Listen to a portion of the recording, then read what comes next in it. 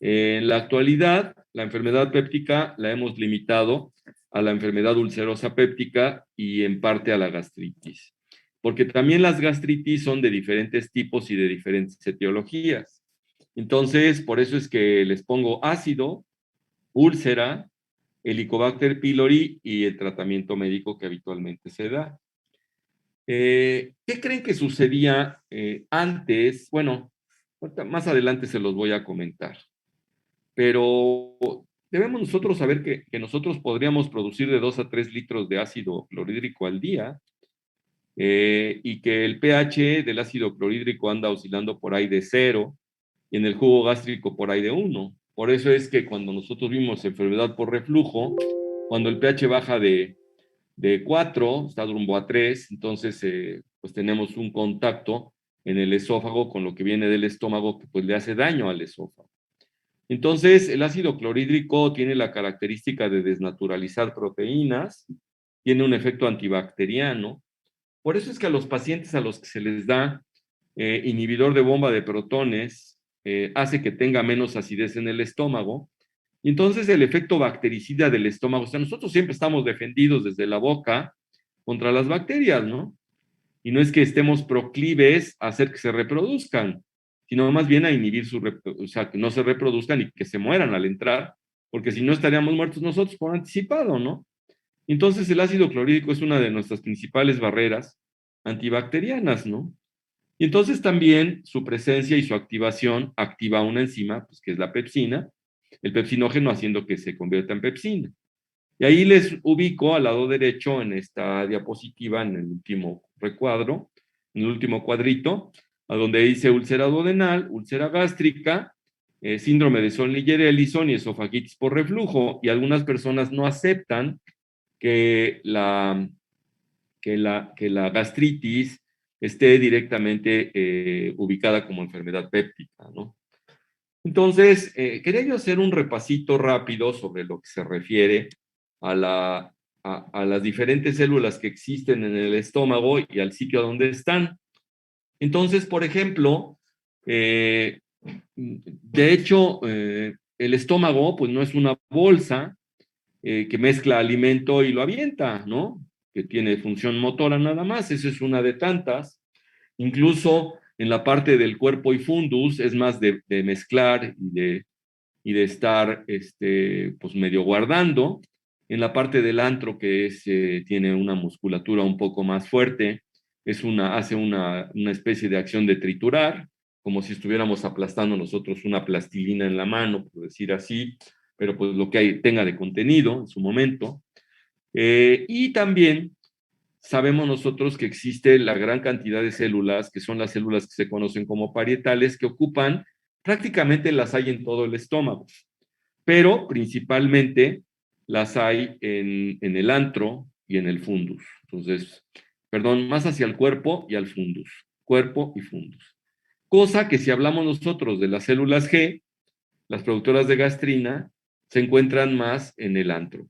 Entonces, pues por casualidad, las otras también están como distribuidas en forma pues universal, ¿no? Entonces, están las células protectoras de la superficie, células de la mucosa del cuello que producen moco y bicarbonato. Y entonces, aquí ustedes pueden ver lo que producen las diferentes células en cuanto a sustancia. Acá pueden ver qué es el estímulo que hace que se produzcan. Y entonces, ahora sí, podrías tú ver aquí que el ácido clorhídrico, el estímulo que lo libera es la gastrina, es la acetilcolina y la histamina. Y entonces, incluso originalmente, lo único que se utilizaba eran anticolinérgicos, que ya se tenía idea. Incluso por eso se hacían cirugías en los pacientes que hacían úlceras, cortándole los nervios vagos, ¿no? Para disminuir la acetilcolina que pudiera estar produciendo y entonces era un factor importante para que se dejara de producir ácido. Por otro lado, les decía yo que está la histamina y entonces se vio que los receptores de H1 eran los que se bloqueaban por parte de la ranitidina o la cimetidina o la famotidina, y entonces fue de los primeros medicamentos francamente efectivos para esto, ¿no? Así las cosas, para que se produzca ácido, y aparte también lo que se conoce como factor intrínseco, están estas tres sustancias. Por ejemplo, a los pacientes a los que les falta, se les deja mucho estómago por cirugía, sea por cáncer, ya no se acostumbra mucho a hacer cirugía por úlcera péptica, pero todavía se hace. Entonces, si no existe el factor intrínseco, no se une la vitamina B12, y entonces nosotros podemos tener anemia megaloblástica, ¿no? Entonces, fíjense ustedes cómo también tiene un papel en ese sentido el estómago. Entonces, el estómago no se limita a ser una bolsa mezcladora y que guarda la comida un poco y que la mezcla solo con el ácido, sino también tiene que ver con otras sustancias, como sería el moco protector, como sería en este caso el ácido clorhídrico del que estoy mencionando, el factor intrínseco, algo de producción de bicarbonato. Curiosamente, pues se produce un poquito de bicarbonato para amortiguar al ácido y no dañe la mucosa, el epitelio en este caso, ¿no? Está también la producción propiamente de histamina, y se supone que la acetilcolina y la gastrina a su vez se estimulan, y están las células que se conocen como principales que producen pepsinógeno y lipasa gástrica. Yo no sé por qué les llaman principales, porque yo creo que a las parietales les debieron haber puesto principales, pero en fin, bueno, son las principales. Y lo mismo, la acetilcolina y el ácido y la secretina hacen que se produzca. Y pues es para digerir algo de proteínas y algo de grasas, que ese efecto es muy light en el estómago. El efecto de digestión de proteínas y de grasas se activa muchísimo a nivel del duodeno con la presencia de las enzimas pancreáticas y de la bilis, ¿no? Están las células G que habíamos mencionado ya de gastrina, y lo mismo, la acetilcolina, algunos péptidos y los aminoácidos hacen que se estimule. O sea, la presencia de comida hace que se estimule también. Y entonces se estimula la secreción de ácido, y aquí tienen ustedes a la gastrina muchas veces, y que se produce ahí mismo, ¿no? En el mismo estómago, y les decía yo que está principalmente a nivel del antro, es donde hay más células G. Entonces, con esto tienen ustedes una idea de la fisiología de la producción de ácido en el estómago, y entonces es a donde ahora viene la naturaleza de la enfermedad péptica. Y, por ejemplo, en el caso de la enfermedad por reflujo, de la esofagitis por reflujo, pues la fisiopatología es el reflujo en sí, no tanto la sobreestimulación, la sobreproducción de ácido. Hay una enfermedad que produce mucho más ácido. Hay algunos tumores funcionales que pueden no estar en el estómago, y es curioso, casi no hay gastrinomas en el estómago. Hay una cosa que se conoce como el triángulo del gastrinoma, y es más de producción en el páncreas. Entonces, cuando una persona tiene un tumor neuroendocrino funcional, productor de gastrina, que se conoce como gastrinoma en el páncreas, puede tener una enfermedad que se conoce como síndrome de Zollinger-Ellison. Entonces, les había yo puesto una de las diapos a donde decía síndrome de Zollinger-Ellison. Entonces, ¿en qué consiste ese síndrome de Zollinger-Ellison? En una hiperproducción de gastrina. Entonces, los pacientes que están así suelen tener una hiperproducción de ácido clorhídrico, y aquí sí le dan la torre a la mucosa del estómago, le dan la torre a la mucosa del duodeno y hasta parte del yeyún. Entonces, los pacientes pueden ulcerarse en todas esas regiones, ¿no? Entonces, yo creo que con esto tenemos un resumencito de lo que sucede en el estómago. Entonces, cosas por recordar que impactan en la enfermedad péptica, básicamente es obviamente el ácido, obviamente la pepsina, pero en mucho menor cantidad. Que pues, bueno, eso del pepsinógeno ya vieron ustedes que es en las células principales, incluyendo algo de lipasa gástrica, y entonces, pues para digestión, entonces puede digerir también un poco la mucosa dañada, ¿no? Pero eso es hasta que se estimula. La bronca principal es el ácido. Y del ácido, los desencadenantes principales son la acetilcolina, la gastrina y la histamina, y entonces van ustedes a decir, bueno, y entonces el Helicobacter pylori, ¿qué onda? Para que haga úlceras una persona, ese se encarga de lesionar directamente la mucosa gástrica. Y eso es lo que produce, y entonces predispone para que el ácido llegue y impacte más en la zona donde hay Helicobacter pylori. Y entonces produce incluso a veces un tipo de metaplasia la presencia ahí del ácido del Helicobacter pylori. ¿Qué pasó, Prisi? O sea que esta enfermedad la podemos tomar como multifactorial. Necesitamos todos los factores. Sí, claro. O sea, vamos a decir, y ahí va para allá, miren, ahorita justamente, claro, si estamos hablando de reflujo, la bronca es un problema de válvula o la bronca es un problema de relajación de lo que ya vimos en enfermedad por reflujo, ¿no? Ahora, si nosotros hablamos de úlceras gástricas por hiperfunción, sería un gastrinoma. Pero la mayoría de úlceras gástricas que nosotros vemos no son en pacientes que tienen hipersecreción, curiosamente. Son más en pacientes que toman sustancias que inhiben la protección gástrica, y en este caso es mucho de personas viejitas que necesitan tomar AINES, que inhiben prostaglandinas, que casualmente aquí no están anotadas, pero el moco está asociado a prostaglandinas, y entonces si ustedes dan inhibidores de prostaglandinas, el moco deja de ser eficiente. Y entonces los pacientes tienden a tener gastritis o úlceras gástricas, que en este caso, pues finalmente son pépticas porque no por la pepsina, sino por el ácido clorhídrico, ¿no? Que habíamos estado mencionando, pero es una forma de hablar de nosotros que se nos ha quedado así por toda la eternidad hasta el momento, ¿no? Entonces, ahí es otro factor.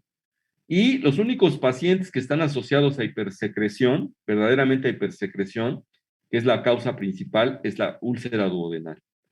La úlcera duodenal, y también tienen el mismo entorno las prepilóricas, aunque ahorita vamos a ver los otros factores que funcionan pues para tener acidez y demás, ¿no? Entonces, eso es lo que tenemos por ahí. Déjenme ver. Ah, ¿qué es lo que quería yo hacer? Ya sé qué es lo que quiero hacer. Pues pasar la mugrosa lista, no nos queda de otra. A ver, esperen un momento.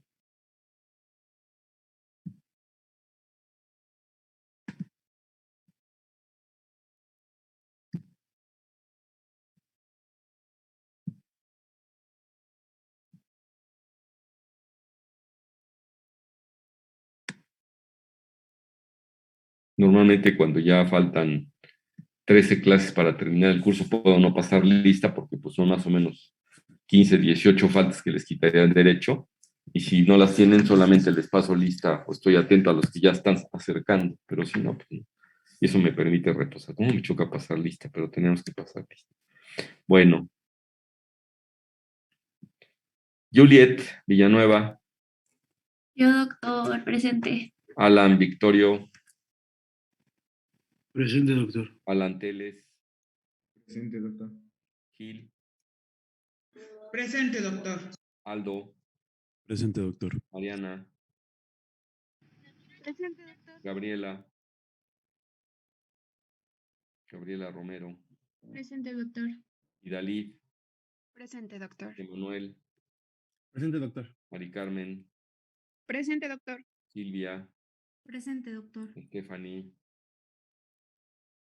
Presente, doctor. Bruno, Presente, doctor. Eduardo, Pérez, Presente, doctor. Katia, Presente, doctor. Nora, Presente, doctor. Patricio, Presente, doctor. Melanie, Presente, doctor. Manuel, Presente, doctor. Paco Jiménez,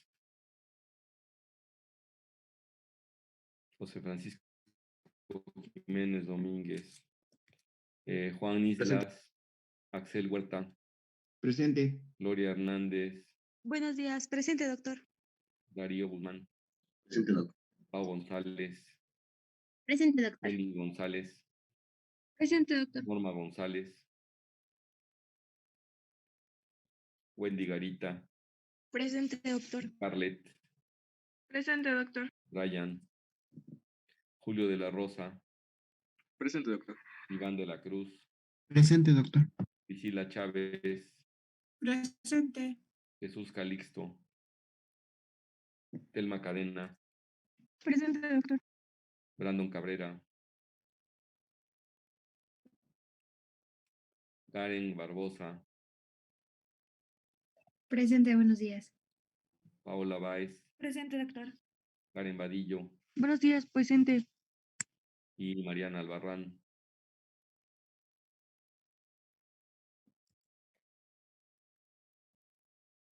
Muy bien.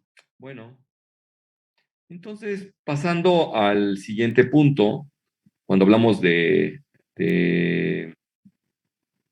de úlcera péptica, entonces ahí lo que se observa, y ustedes aquí lo van a poder ver, les voy a poner pantalla, es que lo que puede suceder es que se altera la vascular submucosa.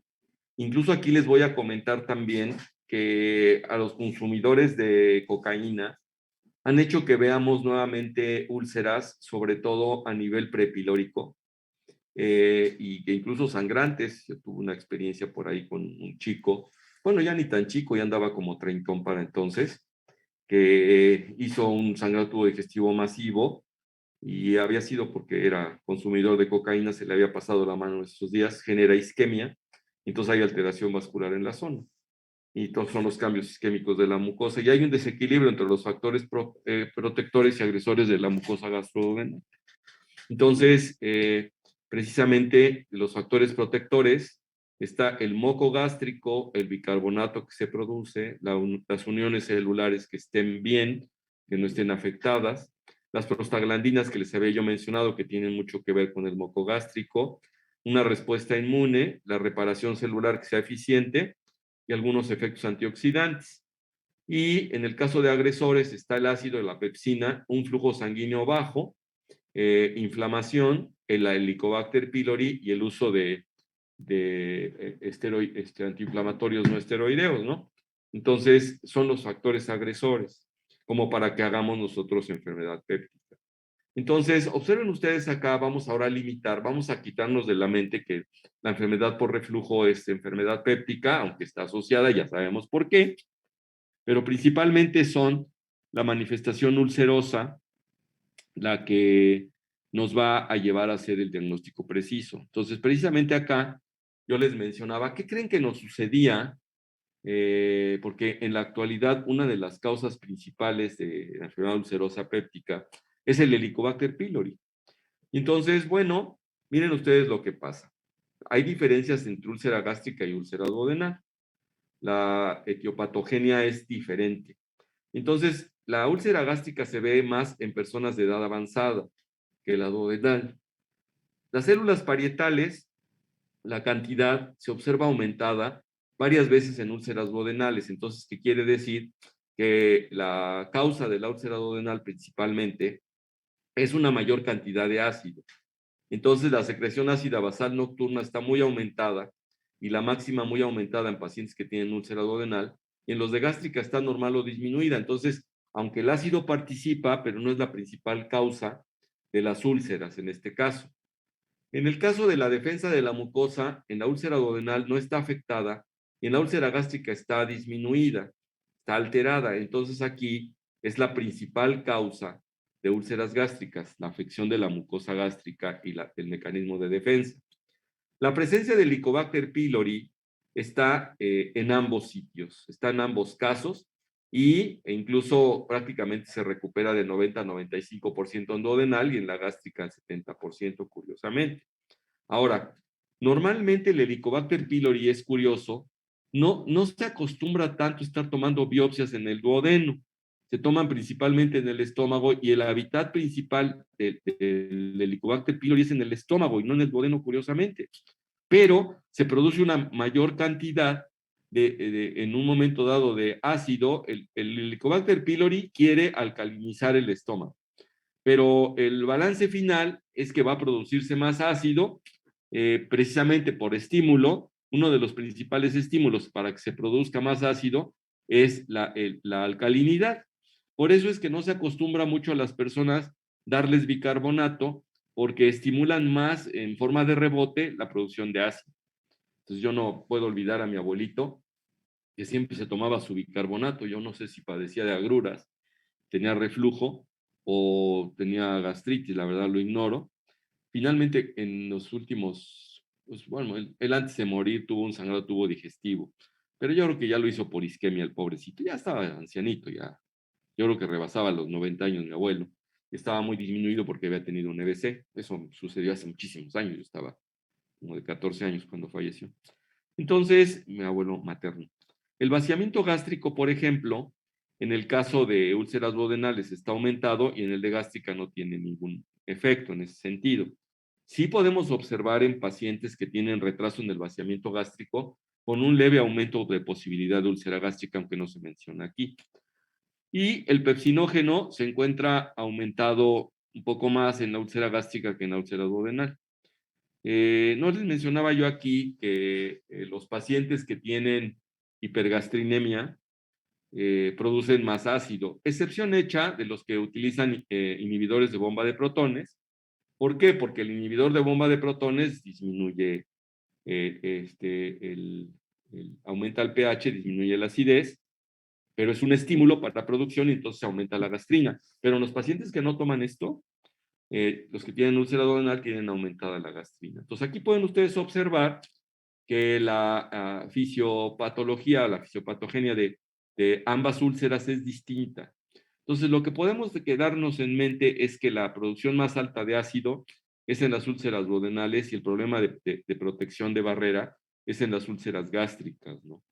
Entonces, pues ahí vamos teniendo, estamos abordando ya la enfermedad péptica. Ahora, desde el punto de vista clínico, ¿qué es lo que vemos nosotros? Y a mí me llegan muchísimos pacientes, todos piensan que tienen gastritis. Aquí una cosa que se ha observado es que tengo pacientes que les mando endoscopía por reflujo y para nada pensando en gastritis. Y creo que no hay un solo paciente al que no le hagan una endoscopía que no digan que tiene gastritis. A pesar a veces de no tener síntomas de gastritis en sí, ¿no? Entonces, es pirosis por lo que yo les mando, básicamente, y resulta que pues,